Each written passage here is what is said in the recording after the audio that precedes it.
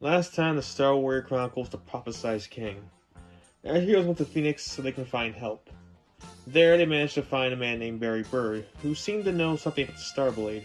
However, one look at him you can tell something was very glaring about this character. He did teach them that the Starblade was in the Grand Canyon, and that he was willing to help them find their way. However, as further upon investigation, they managed to figure out that this Barry Bird is actually his son, Cody. Though he still intended to help, because of his lies, they did not trust him and so were willing to leave him. However, they managed to fight some random person who came out of nowhere, claiming he's a bounty hunter seeking their deaths. During the fight, they had a hard time trying to figure out his ability, but with the assistance of Cody figuring out his red vision, they managed to beat him, and so they decided to get Cody's help so he can help them find the Starblade and also figure out different abilities. Just in the fact that since it's one bounty hunter after him, that means there are probably many others after him. So, with this, they continue their journey to find the Starblade. Episode 4. Learn the Basics of Friendship. Our three heroes entered towards a small plain next to a roaring river. It was getting late, so yet again they set up camp with Cody cooking them dinner, while David set up the tents once more. Mikey tries to study more of his ability, so he asks Cody for any help. So Cody, since you know the book, can you tell me more about the Cosmic?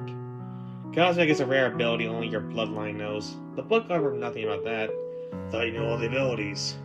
Well, good sir, I'll have you know that the book only covers abilities that more than one person has. Cosmic is only given in the Starkist bloodline, and they are the only people who know anything about it, as I mentioned earlier. Okay, Mr. Know-It-All. Then do you know and tell me what Phoenix is? Phoenix, based fire, is an ability that gives a chance to morph any one weapon out of fire, including the Phoenix itself. And how can I assume you didn't know that just by seeing me fight? David, knock it off. I thought we were over this. He's right, David. No need to question me further on something that was clearly proven a day ago. Your skepticism is surely holding us back. Cody, come on, don't fire back. It was too late, as David was ready to spew out his next insult. Holding us back is the fact you can't fight alongside us with no ability. This riled up Cody as well, and so began their verbal war between the two. Last I checked, you don't need an ability to get by this world. If anything, it shows that I don't need a crutch to live on. An ability isn't a crutch, and for your information, I'm doing just fine without it. The fact that you're an adult and both Mikey and I are more mature than you was really saying something, buddy. And they kept going back and forth until Mikey finally had enough. Both of you, stop it! The two looked at him surprised, and he just gave him an angry look. You two have been at it with each other ever since we left town. In case you forgot, I need both your help, and you two surely aren't going to do that with this current back and forth. I heard enough of it back in the orphanage, and I'm not dealing with it anymore. Now, you two shut up, or I'm doing this by myself. They looked at each other angrily, and they just scoffed as the evening continued. Matty took a huge sigh before he said his next statement. David, we need Cody's help to avoid enemies and learn about their abilities at a more convenient rate. Cody, David is great at fighting with his ability, and we need his help in battle because I can't do it on my own. This bickering doesn't need to happen because we're all in this together, so please, just promise you two will stop. I will if he stops questioning every word I say. Cody folded his arms as he said that. And I will when he's lived up to what you promised to. Mikey facepalmed and went back to his tent in anger. This left Cody and David by themselves to talk, only they didn't, as dusk turned to night. The journey continued as Cody leads the way down a dusty road.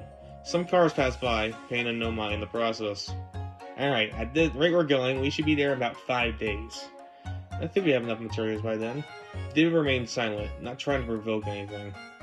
Awfully quiet, aren't we, Emblem? He just gave an angry glare and continued to remain silent. Mikey just shook his head in disappointment. Will it kill you to try to be nice to him? I have nothing to say. Cody didn't give a defeated expression as he knew what he needed to do next. I'm sorry that I called you immature. You and I weren't only helping your case. I'm sorry for calling you a liability. I forgive you. There, I was nice to him. Cody eagerly waited for David to say it back, but David fell silent, almost like he never spoke. Well, what? Aren't you gonna say it back? I have nothing to apologize for. Cody gave him a disgusted look, and Mikey gave an unamused eye roll. I don't think I heard you correctly. You said you had nothing to apologize for? I'm not going to repeat myself. In case you've forgotten, you said things that were equally as harmful as I did. Possibly even more. So you're gonna tell me don't have to say sorry for nothing? You deserved it. Mikey tried to force Cody to stay calm, but the dam broke anyway. You have been really killing me ever since we met. I like to help you guys and see the world, but I would rather you show some gratitude in the process. You have done nothing worth my gratitude. The two went at it again, and this left Mikey angry. He tried to talk them down, but his words were blurred out. It got to the point where Mikey strapped on his bag and began to walk away from them. It didn't matter to them as they were too busy bickering with each other. And so began Mikey's solo quest for the Starblade. I told them, one more time, and I'm doing it myself. He walked into some trees alongside the road, thinking it's the right way to go. As he did that, he took a deep breath and composed himself. He felt more relaxed, and continued moving on. As he did, he felt something hit his toe. He looked down to see a big rock, and he knew he was about to trip over it. Just like that, he tumbled all the way down the hill. As he finally reached the bottom, he brushed himself off as some of the pain laden thick. But he didn't have time to attend to it, as he heard a noise come from the right. He went to the bushes to see what was going on, and as he did, it became all too clear. Multiple kids around his age are playing on the playground, with this sight, a thought dawned on him that he sent in a minor panic. Oh no, please don't let it be what I think it is. However, as he further investigated the scene, it became obvious it was a school. He took another sigh of relief at this fact. He then heard the bell ring from the building close to the playground. The kids ran back in, and Mikey then continued on his quest like nothing happened. It's been a while since I did some learning. The school at my place wasn't really that great. Maybe I'll roll on one when this is all said and done. Before he continued, he ran into a taller man in a three-piece suit. He was much older, and he gave an upset look. Well. What are we doing out here? Mikey took notice of the man before he said anything. Sorry, sir. I didn't mean to spy like that. I think you can just get out of class by hopping over the fence. Unfortunately for you, I've seen that move before. It was then when Mikey realized what was going on. Oh, I'm not a student. I'm not even enrolled here. The man then came closer with a more sinister look. So, play games with me, huh? Alright, if that's how it's gonna be, how do we play another game? You get to the class on time, or 2 hours of detention will be coming your way. I'm not playing any games here. I'm telling the truth. The man refused to believe him, and he partially dragged Marky back to the front of the building. I'm not sure if you hit your head on a rock or something, but you need to get back to class. I recommend you do so, or we're going to have a lot of problems here. Mikey just accepted it, knowing that there really wasn't any easy way out of the situation. So he decided to play alone until the school was over, and he could leave. They both walked into school when the man left Mikey in the hallway as he began to nitpick every other student for arbitrary reasons. Mikey then noticed a couple of kids go into the nearby classroom, and he continued to follow along until it's over. As this was happening, another boy was on the phone in the nearby hallway. He seemed to be much older than the other kids, though he was their height. He had a weird cowboy get-up with a flannel, jeans, boots, and a hat that covered his hair along with his name tag that said Joe. He even had a southern accent, almost like he was in the role of a character. Information for Darknet, boss, but not much I can do. I gotta go through this stupid community service at the school before I can go on the hunt. Don't worry, I'll make sure I get him. It's only a matter of time. My pistol seals but a body. For now, Joe didn't look around to see Mikey give him a weird look as he walked by. They both stared at each other for a bit before Mikey walked into the classroom. After a pause moment, Joe came back in reality as his thoughts became clear. With a big grin on his face, he brought the phone close to his mouth. Hey boss, you know the Mikey guy? The boy your right-hand man lost to? I found him. He just rolled up to the school I'm working at. He just walked right by me. How convenient. This is clearly a sign that we're destined for that prize. Did you see the other one? Joe took a quick look around the vicinity and saw nothing. Unless this Phoenix allows him to be invisible, I don't see him. I see. I suppose it's in there now. We'll deal with the adult later. In fact, it might be easier to pick them off one by one. I agree with you on that one. Just leave the kid to me. He then shot the phone and began to keep an eye on him. In the classroom, some of the kids looked at Mikey weird as he awkwardly sat at one of the front desk. One of the kids beside him grabbed his attention, and of course, kids may ask questions. You're not a student here, aren't you? Mikey vented out some of his frustrations in one breath after they said that. At least one person noticed. Let me guess, you haven't walked by his place? An old man came and grabbed you in here, thinking you are here. I'm not gonna lie, that's pretty impressive. The Eric on the other side took notice of this as well, and he also grabbed their attention. Not really, it happens all the time here. His name is Mr. Johnson, and he always likes this. He is just a stickler for everything, especially the kids. Okay, so how do I get out of here? That's the thing. You can't get out until the bell rings at 3. It's about 12:45 right now, so you're stuck here for the next 2 hours. It's the best that you play alone until school days are over. Mikey stared at the clock to see how slow time was, and just sighed in exhaustion. The class went by, and eventually lunch arrived next period. Mikey came to the cafeteria late as he didn't know where to go, and he soon learned how packed the place was. He took notice of the line in front of the counter where the kids got their food, and he just figured that he needed to follow them as part of the act. He got his food eventually, which led to him trying to find a spot to sit at. Unfortunately, most seats were taken by the kids who already got there. Yet there was one table open that had one girl sit there by herself. She said she paid no one no mind, as they did the same to her. She had a yellow tank top, blue jeans with black sneakers, and a black hair that was long enough to cover her right eye. He just shrugged and went over as there was no other option. Mind if I sit here? The girl looked up at him in surprise. In fact, some kids from nearby tables looked at him in surprise as well. Mike just continued to sit down as he began to eat his mediocre food. She kept looking at him weirdly as he started to feel awkward in the situation. I can leave if you want me to. No, it's fine. I didn't mean to make you feel awkward, but why are you sitting here? Mikey looked around and just shrugged again. Got nowhere else to sit.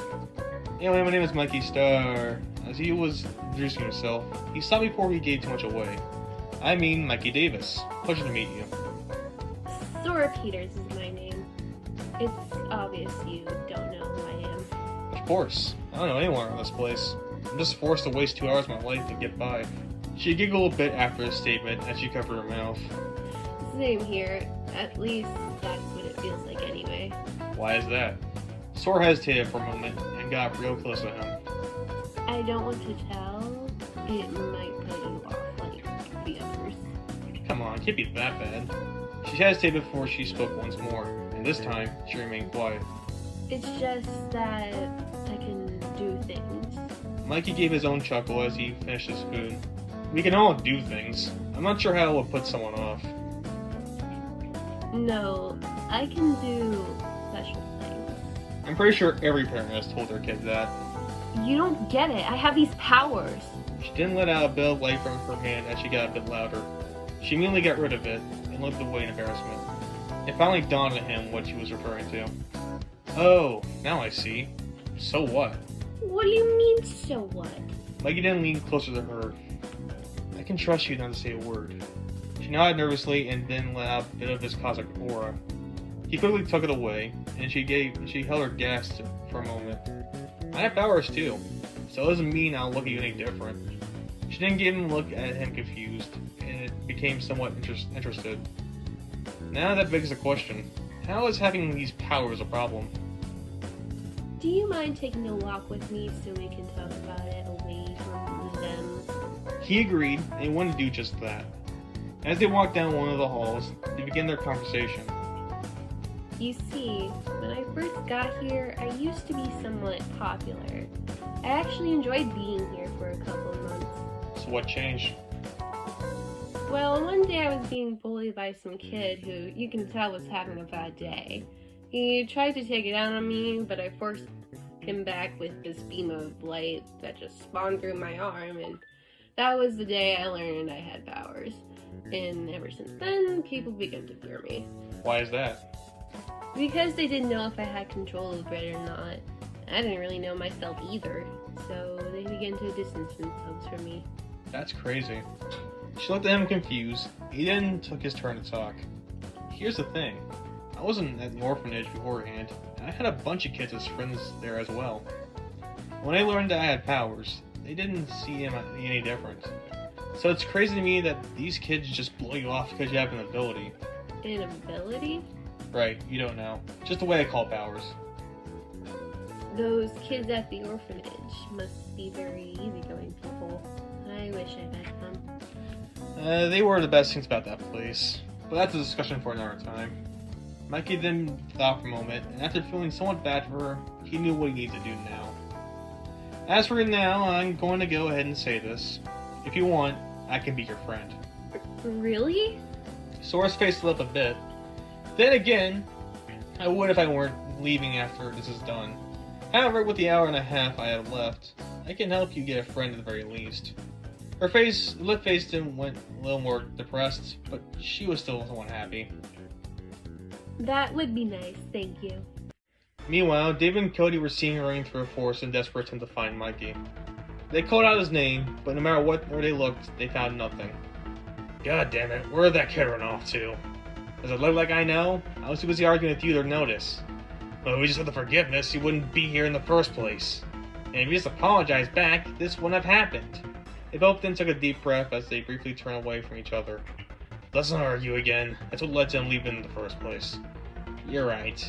How about we resolve this fight right here and right now before we see him again? David took another breath and just reassured himself that it was for the better. Alright, I'm sorry for the things I said to you earlier. And I forgive you. I'll also apologize for things I said as well. David forgave him back, but I still don't like you. I don't like you either, but we shouldn't use that energy to find Mikey. He apologized and forgave. Let's end at that. Agreed. They continued to look for Mikey as they walked closer to the woods. Now the scene is back at the school in the hallways where Mikey and Sora were discussing what they needed to do. Alright, so what would you say are your best character traits? Odd question to start with. Not really. The way I understand it is that a friend is someone who likes the real you. That's what I've been taught, at least. And so I think that it's the best that they know who you are as a person. I see. Well, I'm very kind. Anything else? Oh, I'm also very gentle. This is gonna be hard. What do you mean? That is who I really am. Let me put it like this. Those are things almost everyone has. That's not true at all. Sora started giving an angry look as Mikey was left confused. Mikey, are you telling me that everyone you met is kind and gentle? No, but they can be if they tried. Sora shook her head in disapproval. If there's one thing I learned, it is that it's not always the case. Anyone can be if they try, but not everyone wants to be. I see your point, but don't you think that's a nihilistic viewpoint on people? Not at all. Do you even give people the chance? I do, but no one ever gives me the chance. Mikey thought for a moment, and a thought came to his head. That's it then. We just need to get someone who's willing to do that. They then saw a kid walk by them, and Mikey pulled her aside. Excuse me, mind if I get a moment of your time? Sorry, pal, but my parents don't believe in God. That's not what I was referring to, but okay. Would you mind if you gave this girl, Sora, a chance to be your friend? She then saw her smile with glee, hoping it would work. The girl then gave him a disgusted look. No. Don't you know the popularity I would lose if I do that? I worked hard for it before I got to high school, and I'm not wasting it on her. She then walked away with the same look, and Sora looked down at the ground in disappointment. See what I mean? That's just one person. Let's try to find someone else who's more willing.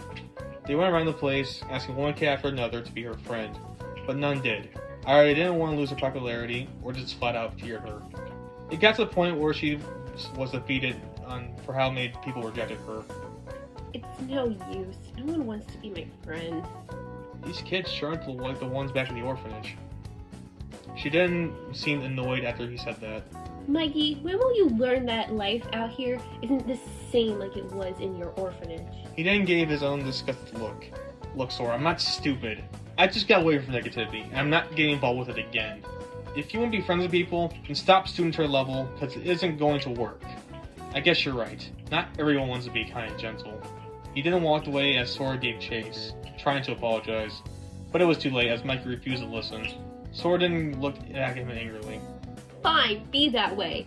You were a terrible teacher anyways. She then let some tears out of her eyes as she walked away from their direction. Mikey continued down the hall as thoughts raced through his head. He then shook it and started to talk to himself.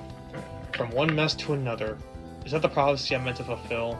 Being everyone's janitor? Well, I'm not having that anymore. He didn't walk into a bathroom to use it.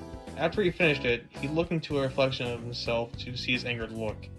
He didn't look troublesome, and it finally dawned on him what he did. That is to tell off the girl with no friends because I want to be right. He didn't slap himself in the face after he did that. Idiot! I just did what Cody and David always do. Why did I do that? As he walked out to see the clock, he still got half an hour. Good, I still have enough time to make it right. Not everyone wants to be kind, but it doesn't mean that I can be. Before he went, however, he heard whistling coming for him. It was a song on Old Town Road as the footsteps grew closer. He then saw Joe, who was coming right at him with an eager stride. He stopped right in front of him and stopped whistling. Can I help you? You wouldn't by happen to be the boy they call Michael Starticus. Sorry, you got the wrong guy. My name is Mikey, but it's Mikey Davis. Right, forgive me then. I must have thought someone else. Joe didn't walk beside him. Mikey tried to walk away from him, but he stopped as he heard a gun clock right behind him. He didn't put his hands up in the air, and he looked behind to see Joe stand there with one of his pistols pointing at him. What do you want from me? Oh, nothing. I'm just thinking of the game of playing dumb. It works if your opponent has an IQ the same as your age. Yet there's a rare specimen to find. And unfortunately for you, I'm not one of them. I already told you, I'm not the circus guy. That would have worked if the poster didn't have your face on it as well. Mikey then nervously turned around as Joe gave his sinister grin. Anything I want for your dead body. Sounds like a deal to me. Before he fired, someone came rushing in as the gun was shot. They forced Joe to the ground as a bullet misses Mikey completely, and hits him one lockers. He then saw Sora laying on top of him, and she got up as she rubbed her arm in pain. Right before Mikey got a word in, she forced him along down the hallway and into a nearby closet. Joe was still lying there in pain, and didn't even see them go into the closet. Sora, She held her finger in front of Mikey's as she saw Joe get out from the crease through the door. She took a quiet sigh of relief as Joe walked away, screaming in anger. You think a stupid girl will stop me from getting that prize? Then go ahead and hide. I'll find you anyway, star boy. He then marched off, and she closed the door in silence. She then turned to him with a serious look. So you're a king? I didn't want to give away my identity. There's a bounty on me, and this dark wizard guy wants me dead. Don't worry, I'm not going to spill it. I heard it from him talking to himself. I wasn't sure who he was referring to at first, but once he followed you, I couldn't leave you to die like that. Thanks, and I'm sorry for what I said. She shook her head as she gave him a smile. It's fine. I understand you were frustrated at the moment. I'm sorry, too, for being negative. It isn't helping me out. I guess that means we're friends, then. I guess so. They then shook their hands while giving her a smile. Alright, now how am I going to get out of here without him noticing? You can take him, can't you? I would if I knew what his ability is. That one's got me killed last time. I don't want to make that mistake again. Fair enough, but it's going to be quite hard seeing that we don't know where he went. But that's the thing. He doesn't know where we are either. We just need to remain quiet and low. Can't you do that? That's what I always do. They then took one quick peek to see if anyone was coming from either direction, but no one came. Quietly, they moved through each hall, listening to hear if he was there. So far, they were lucky, and though they heard his voice taunt them from through the halls, they managed to stay out of his sight. Everything was going well as they approached the front door. That is, until they heard a loud shout come from behind them. A bullet then stopped them from opening it, and of course, Joe stood at their end. You tried your best to avoid me, but it was all for nothing, boy. He didn't fire a bullet directly at him, but sort of fought it with her light hand in a panic. You can do that? I didn't know I could, but it doesn't matter. We have to deal with him. Not until we know what his ability is. It could be anything. An attack him could be a trap. Sora thought for a moment as Joe went to reload his gun, mumbling his anger under his breath. She then thought of something clever. I have a plan, but it's a bit distasteful. How bad is it? Sora then stepped in front of him, and with one deep breath, she screamed out two powerful words. School shooter! After she did that, a bunch of kids ran outside the classroom to hide somewhere safe in panic, not knowing Joe was the one. With this confusion and alarm going off, they used this opportunity to escape Joe as he was stuck in the crowd. He saw them leave, angrily shaking his fist at them. They ran back in the woods beside the school, and once they went far enough, they took a deep breath. That bought us some time. Now what? I don't think he knows where we're at, so we should be safe. And you're right, that was distasteful. Look, it was a tense moment. It's the only thing I could think of. Whatever. Is your fist okay? Yeah, why do you ask? You deflected that bullet with it. I figured it would at least inflict a wound or something. She looked at her hand and saw it was perfectly fine. It was rather confused as well, and she looked at him weirdly as she noticed not a single mark was on it. Holy crap, I didn't know I could do that. Is that part of my ability? Could be. Unfortunately, my friend Cody isn't here to tell me. Who's Cody? Before he answered, they heard an angered voice come from behind them. And who else? It was Joe. You damn kids think it's so funny with your offensive gesture. I swear when I find you, people mistake you guys for Swiss cheese. They both began to panic again, but they kept their composure as they figured out a new plan. They decided to hide some of the trees and rocks here, hoping it will work. Fortunately, it wasn't when Joe arrived at the place. He knew. I don't like the coward you are. What are you, afraid of a man with no ability? Mikey then came out of his hiding place and confused as he approached Joe. You don't have an ability? I don't need any of those fancy smashy abilities to be a great bounty hunter. That's why Team Magnet hired me. Who's Team Magnet? Didn't Dark not tell you? We are a group of hunters that kill for any price. Even when that price is anything we want. Now then, say your prayers, boy. He didn't point the gun at Mikey, but Sora came out once more in front of him with her light hands, and fired the bullets once more. Joe just looked downtrodden as she did that, and Mikey was left impressed. Nice move, Sora. She looked back at him with a smile. Well, with what I know with this ability, I can at least use it to help others. Yes, you are kind, General. However, she was punched back by Joe's gun, causing her to fall in pain. Mikey then looked over with Joe's even more infuriated look. You think I just need bullets to kill you? Mikey then unleashed his cosmic aura, and he walked straight towards him with an unserious look. I won't let you hurt my friend like that. Joe and Mikey then went into it, a scuffle, where Mikey's punches hit him hard, but it was enough as Joe's guns also hit him as hard as well. They went at it for a few seconds before they backed away in pain. You're supposed to be that wizard guy, but you sure are weak. Speak for yourself. Before Joe went in for an attack, he felt a fire arrow graze his shoulder. He didn't hear a voice come from behind him. That was a warning shot. Next one's your stupid hat if you don't leave him alone. As Sora gets up, they all see both David and Cody stand there with their own serious look. Mikey smiled as happily looked upon them. If I remember correctly, David, he did say that he didn't have an ability. Meaning he's easy pickings. Are you saying I can't beat him? How about a 2v1 then and see if you can? Mikey waved off the pain he had and stood by David with a confident look. Sora then walked beside him herself with the same look. Maybe a 3v1. Joe didn't realize the situation he was in and learned that the fight was indeed unwinnable.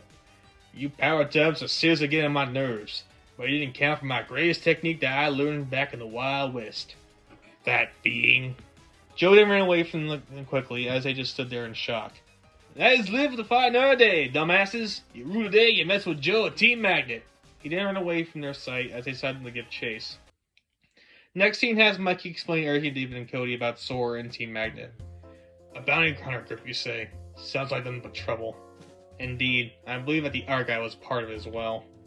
So, we should be more careful with them. Of course. But for now, you must address something else. Both David and Cody nodded at each other and looked at Mikey confidently. We're both sorry for constantly arguing with each other. Understand that we don't do this to spite you. We do it because we still trying to trust each other. So please forgive us. We'll be better next time. They both fall to the ground apologetically, and Mikey tried to force him back up. Guys, it's fine. I forgive you. I just got tired of it, that's all. Meanwhile, Sora just stood there to the side as she waited for him to finish up. Alright, now to address the elephant in the room. All of them look at her, and she just seriously waited for him to say something. Thank you for watching, Ram. I knew he can feel a bit self-righteous at points. Yeah, don't mention it. They stood there awkwardly before another word was spoken. Anyway, I don't suppose you need any more help on your quest.